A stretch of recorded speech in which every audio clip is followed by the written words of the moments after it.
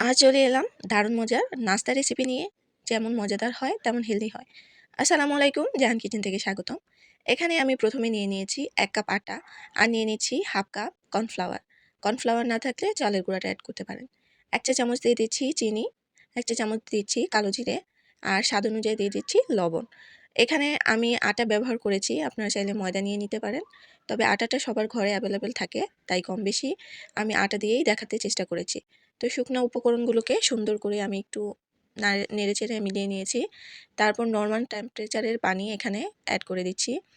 Normally আমরা যে রুটিটা বানাই তার থেকে একটু স্টিকি একটা ডো তৈরি করব। তো অল্প অল্প করে পানিটা দিচ্ছিলাম আর ডোটা রেডি করে নিচ্ছিলাম। একবারে পানিটা দেওয়া যাবে না, তাহলে কিন্তু ডোটা পারফেক্ট হবে না। দেখুন একটু হাতে লেগে লেগে উঠছে, এতে ভয় পাওয়ার কিছু নেই। দেন আস্তে আস্তে আমি এই যে ডোটা রেডি করে নিয়েছি, দেখে কিন্তু বুঝতে পারছেন কতটা নরম হয়েছে। এখন এটাকে আমি 10 মিনিট ঢেকে রেখে দেব রেস্টের জন্য। তো এখানে আমি বড় সাইজের 3টা আলু নিয়ে নিয়েছি। আলুটাকে আমি সেদ্ধ করে নিয়েছি লবণ দিয়ে। এখন এটাকে কাঁটা চামচের সাহায্যে ম্যাশ করে নিচ্ছি। আপনারা চাইলে যেকোনো ম্যাশারের সাহায্যে করে নিতে পারেন। তবে আলুটা আমি একদম মানে ম্যাশ করিনি, কিছুটা আস্তে আস্তে রেখেছি। এখানে কিছু উপকরণ নিয়েছি, সেটা দেখিয়ে দিচ্ছি। এখানে নিয়ে নিয়েছি আদা কুচি, কাঁচামরিচ কুচি, পেঁয়াজ কুচি আর ধনেপাতা কুচি। এই উপকরণগুলো দিয়েই আজকের এই নাস্তার রেসিপিটা তৈরি করব। যে আলুগুলো ম্যাশ করেছি তাতে সামান্য লবণ অ্যাড করছি, কারণ আগে লবণ দিয়ে সেদ্ধ করে নিয়েছিলাম। দিচ্ছি 1 চা চামচ চিলি ফ্লেক্স, 1 চা চামচ ধনিয়ার গুঁড়ো, দিয়ে দিচ্ছি 1 চা চামচ ভাজা জিরের গুঁড়ো, দিলাম হাফ চা চামচের মতো চাট মশলা। আপনারা চাইলে এখানে গরম মশলাটাও ব্যবহার করতে পারেন। তো আমি আস্তে আস্তে যেই উপকরণগুলো কেটে নিয়েছিলাম সেগুলো অ্যাড করে দিয়েছি আলুর সাথে। এখানে চাইলে আরও কিছু মশলা স্পাইসেস ব্যবহার করতে পারেন, যেমন ম্যাগি মশলা, স্বাদে ম্যাজিক, টেস্টিং সল্ট এই জাতীয় কিছু। তবে আমি স্কিপ করেছি, কারণ আমি চটজলদি তৈরি করে দেখানোর একটা রেসিপি নিয়েছি। বিকালে চায়ের সঙ্গে হোক বা বাচ্চাদের টিফিনে হোক বা বাসায় ঝটপট মেহমান চলে আসলে তাদের জন্য তৈরি করে দিতে পারেন, এমন একটা নাস্তার রেসিপি নিয়ে চলে এসেছি। তো সবাই কেমন আছেন অবশ্যই জানাবেন। তো আমার পুরটা রেডি হয়ে গেছে। এদিক দিয়ে যে এই ডোটা আমি রেডি করেছি সেটাও 10 মিনিটের জন্য রেস্টে রেখে দিয়েছিলাম। দেখুন অনেকটাই আঠালো ভাবটা চলে গেছে, হাতে কিন্তু লেগে উঠছিল না।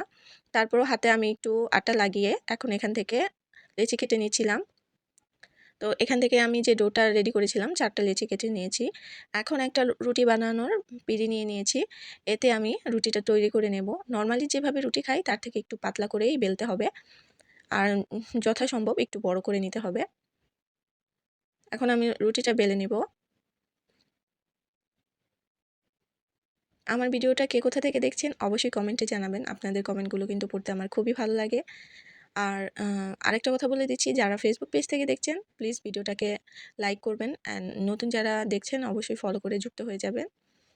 দেখুন রুটি বেলাটা কিন্তু আমার রেডি হয়ে গেছে। একদম পাতলা একটা রুটি বেলে নিয়েছি। দেখে কিন্তু বুঝতে পারছেন। আর যথাসম্ভব আমি বড় রাখার চেষ্টা করেছি। এভাবে সবগুলো রুটি আমি বেলে নিব। দেন আমি এখানে নিয়ে নিয়েছি টমেটো সস। আপনারা কেচাপও ব্যবহার করতে পারেন বা চিলি গার্লিক সসটাও ব্যবহার করতে পারেন।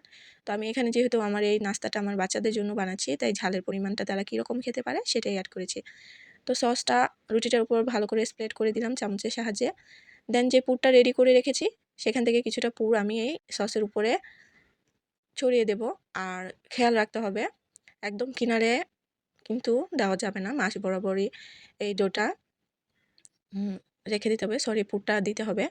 দেন উপর থেকে আরেকটা রুটি আমি দিয়ে দিচ্ছি। রুটিটা যদি ছোট হয় কোনো অসুবিধা হবে না, এভাবে একটু টেনে টেনে আ নিলেই হয়ে যাবে। দেখে নিতে পারছেন কিভাবে করে নিয়েছি। দেন এখানে আমি একটা পুদিনা পাতা, ধনেপাতার সস তৈরি করে নিয়েছি। এটা আমার বাগান থেকে আনা, আপনারা চাইলে চাটনিও ব্যবহার করতে পারেন।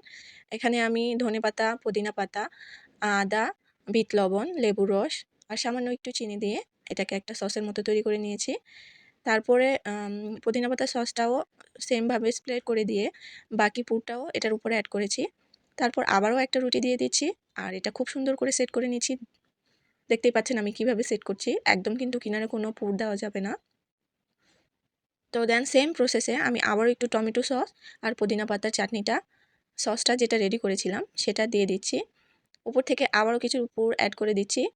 আমি কিন্তু একদম কিনারে একদমই দিচ্ছি না, দেখে নিতে পারছেন কিন্তু। তো উপর থেকে আবারও একটা রুটি অ্যাড করে দিয়েছি আর দিয়ে সুন্দর করে সাইডটা সিল করে দিচ্ছি এভাবে চেপে চেপে, যাতে ভিতরের পুরটা কোনোভাবেই বাহিরে চলে না আসে। একটু খেয়াল করে দেখলেই কিন্তু বুঝতে পারবেন আমি কিভাবে করে নিচ্ছি।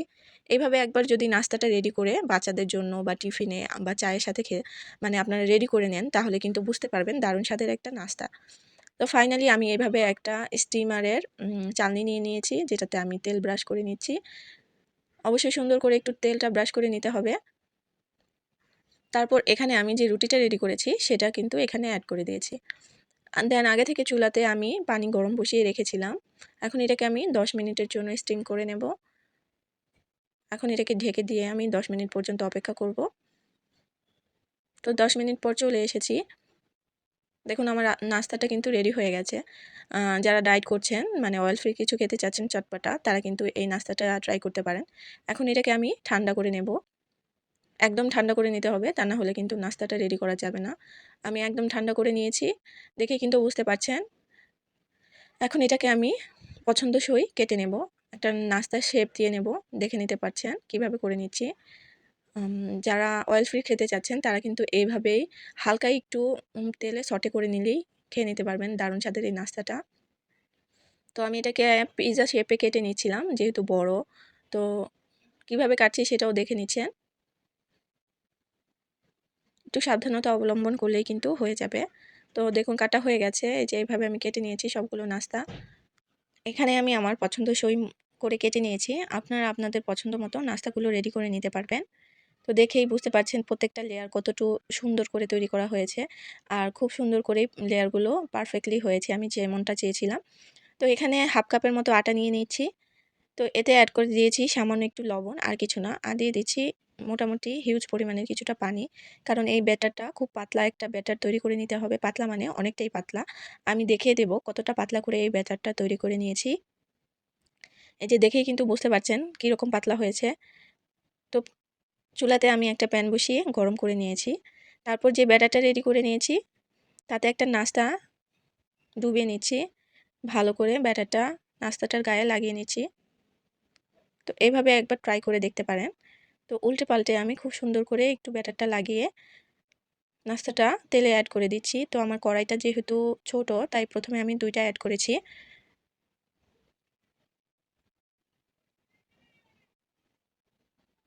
নাস্তাটাকে পারফেক্টলি কালারফুল আর মুচমুচে করার জন্য এই প্রসেসটা অবশ্যই ট্রাই করবেন। দেন কিছুটা সময় পর আমি আরও একটা অ্যাড করে দিয়েছি। এখন সুন্দর একটা কালার আসা অবধি খুব সুন্দর করে ভেজে নেব। কিছুটা সময় চলে যাওয়ার পর আমি এক সাইডটা উল্টে দিচ্ছিলাম। দেখুন হালকা কালার চলে এসেছে।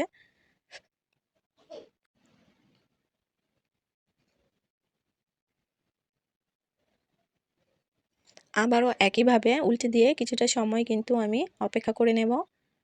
অফ ক্যামেরায় কিন্তু কয়েকবার উল্টে পাল্টে দিয়েছি, তা না হলে কিন্তু সুন্দর একটা মুচমুচে ভাব আসবে না, আর কালারও আসবে না।